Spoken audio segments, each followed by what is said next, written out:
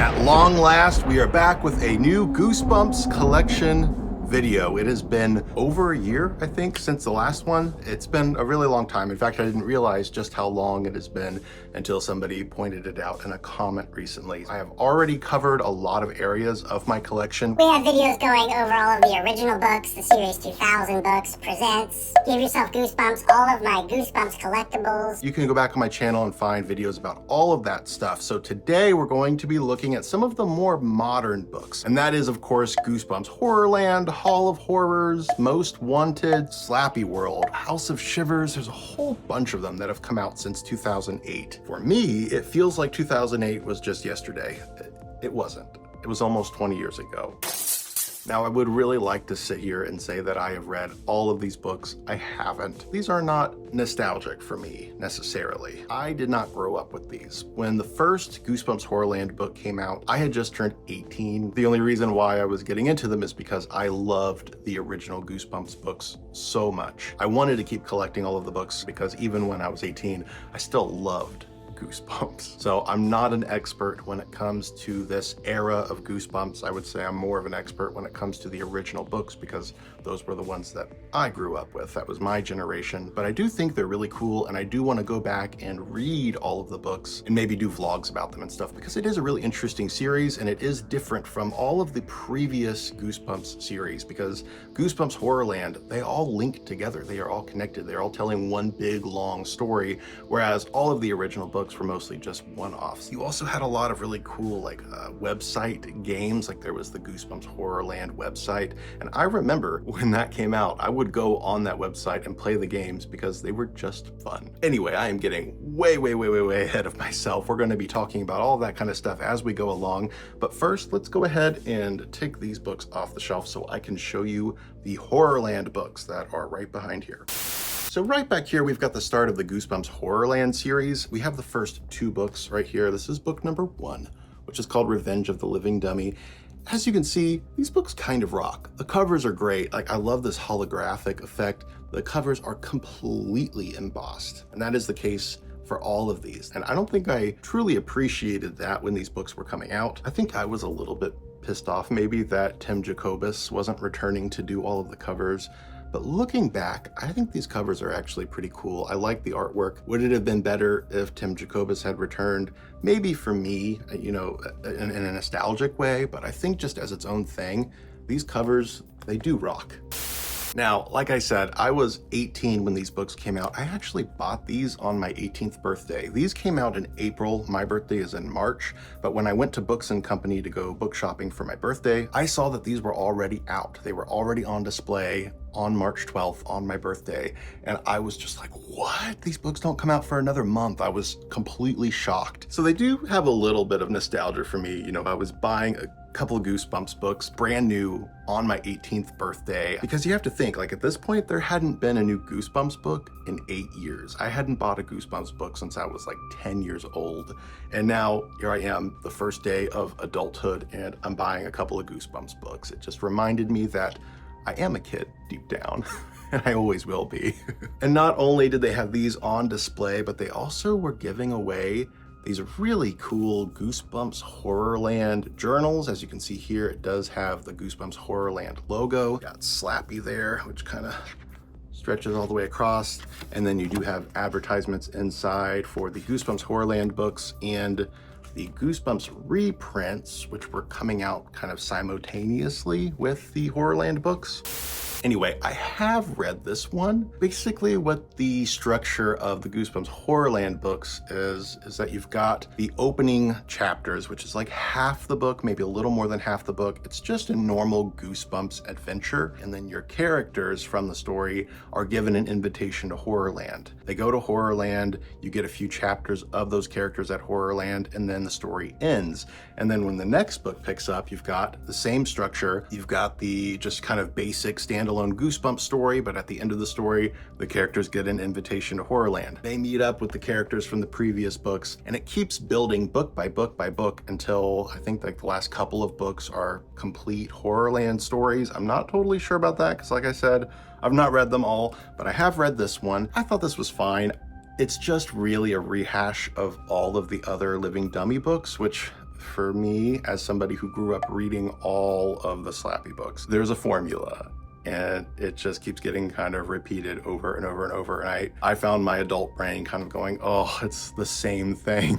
But then once they get to Horrorland at the end of the book, it was a little more interesting because you are dealing with Horrorland as kind of the main villain. And the original Goosebumps books didn't really give Horrorland its due. You had one Goosebumps book in the original series, and you did have a sequel in Series 2000. I read both of those, and I really enjoyed them, but Horrorland was never made to be quite so big a deal, whereas in this series, it is like front and center, and it serves as a good umbrella for all of the Goosebumps characters. Like for instance here, this is book number 2, it's called Creep from the Deep. This is a sequel, the 3rd book in the Deep Trouble Goosebumps series. So you've got Deep Trouble 1, Deep Trouble 2, this is Deep Trouble 3.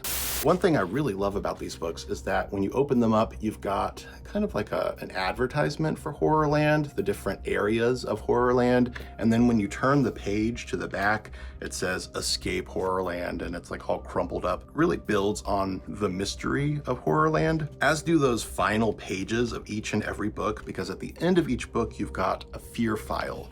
And the fear file basically goes over all of the different areas of Horrorland, and it kind of looks like somebody's been researching Horrorland. And then also each book matches up like this. So that way you have the different coins, and each book you buy, it matches up to the next. I'm getting more and more excited to read these in a vlog here pretty soon, and to actually experience these books that have been sitting on my shelf for the past 15 years. I think it's gonna be a fun time. So we're gonna be reading these hopefully soon. Let's continue on here to the next part of the series. We've got book number 3, which is called Monster Blood for Breakfast. So we are returning to, of course, the iconic Monster Blood, which is not my favorite Goosebumps villain, I don't think, but it does seem to be something cool to build off of. Like, I always thought to myself, what if the haunted mask was made from Monster Blood? What if Slappy the Dummy was filled with Monster Blood? What if Monster Blood was what is giving all of these inanimate objects life? I know that's not really correct, like that's not canon, but what if it was? And maybe that is part of it. Maybe that's talked about here. I don't know.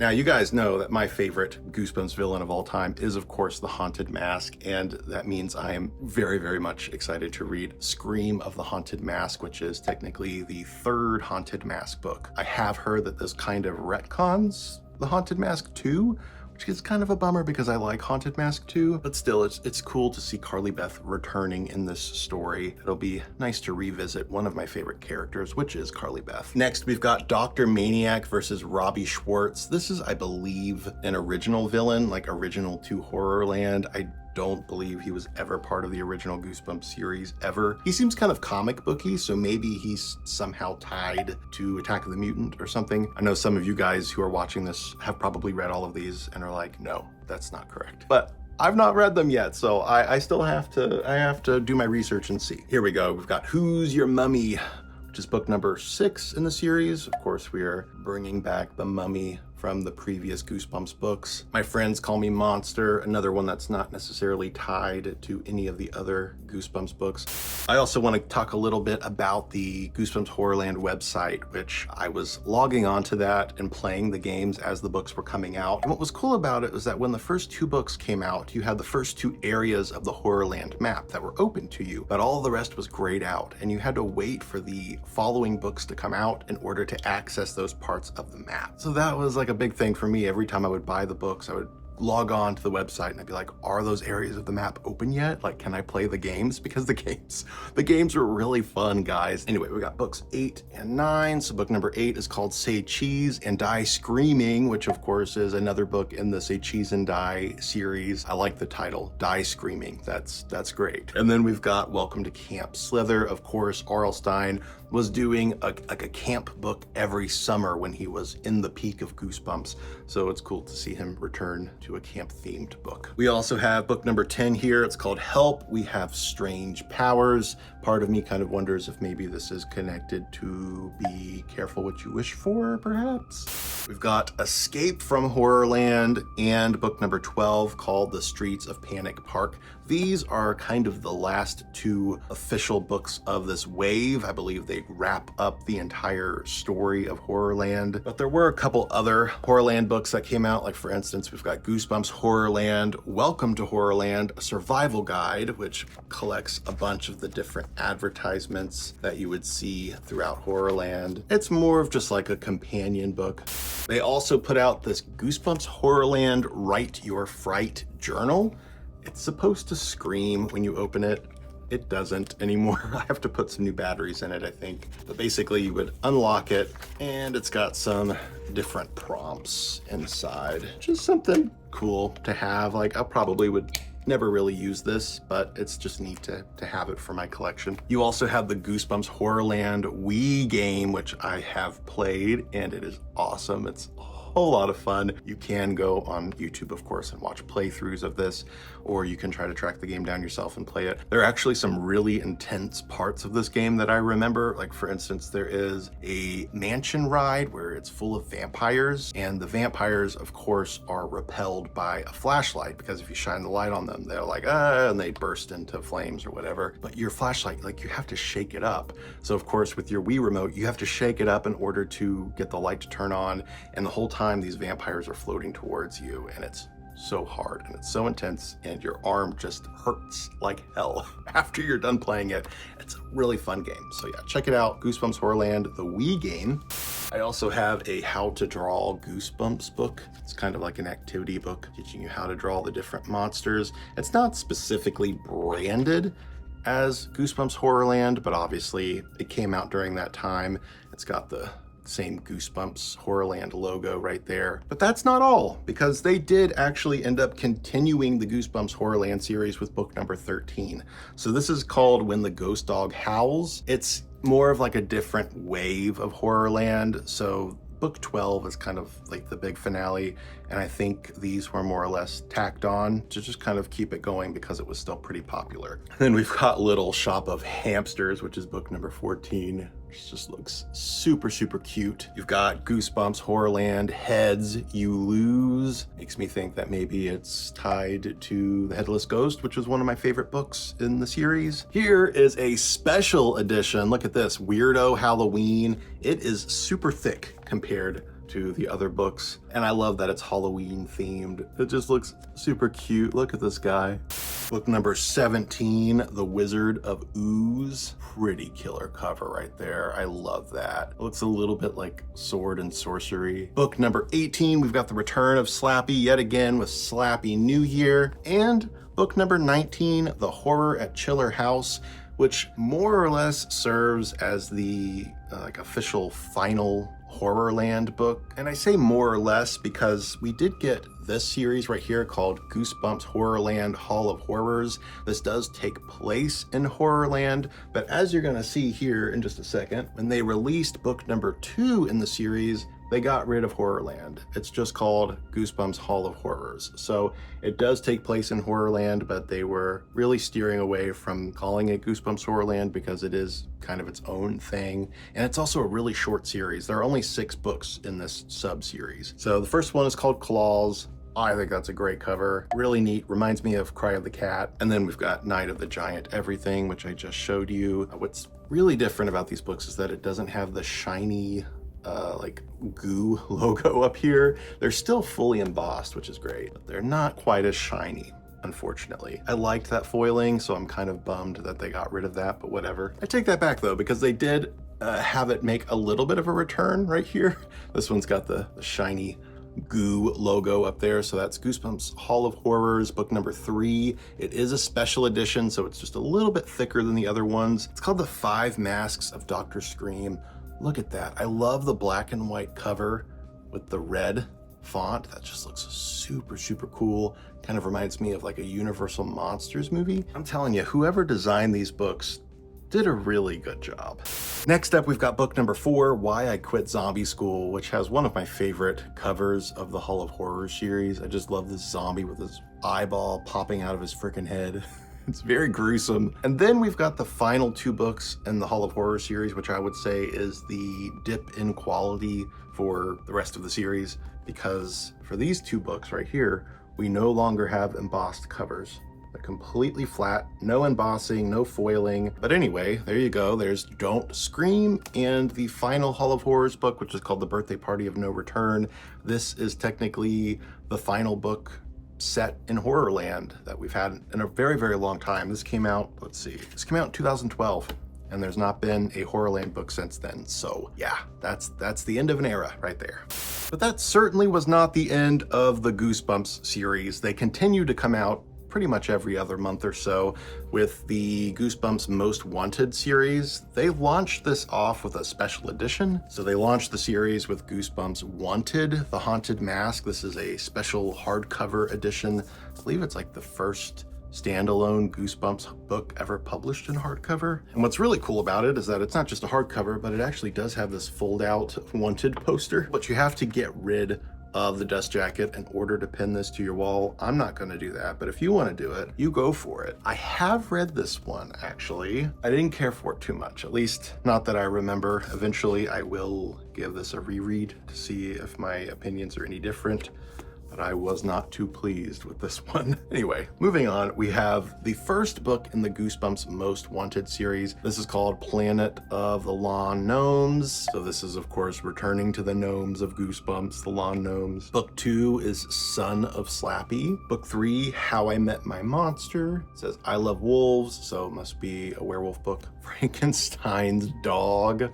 God, that dog has been through some shit. You've got Dr. Maniac Will See You Now. That is the return of Dr. Maniac, which we met in the Goosebumps HorrorLand series. Book number 6, Creature Teacher, The Final Exam. The Creature Teacher was introduced in the Goosebumps series 2000. That was book number 3. That came out when I was a kid. So it is awesome to see her returning into the Goosebumps series. Book 7, A Nightmare on Clown Street. I've read this one and I liked it. I thought it was very, very fun. Definitely not as scary as the cover would suggest.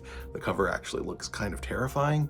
The book itself isn't really, it's just a fun time. We've got Night of the Puppet People. Here comes the Shaggity. I don't know what that's supposed to be, but yeah, the Shaggity. The Lizard of Oz. I love that he had the Wizard of Ooze and then the Lizard of Oz. It's public domain, gotta milk it for all it's worth. So those are the 10 original Most Wanted books, but there were also some super specials.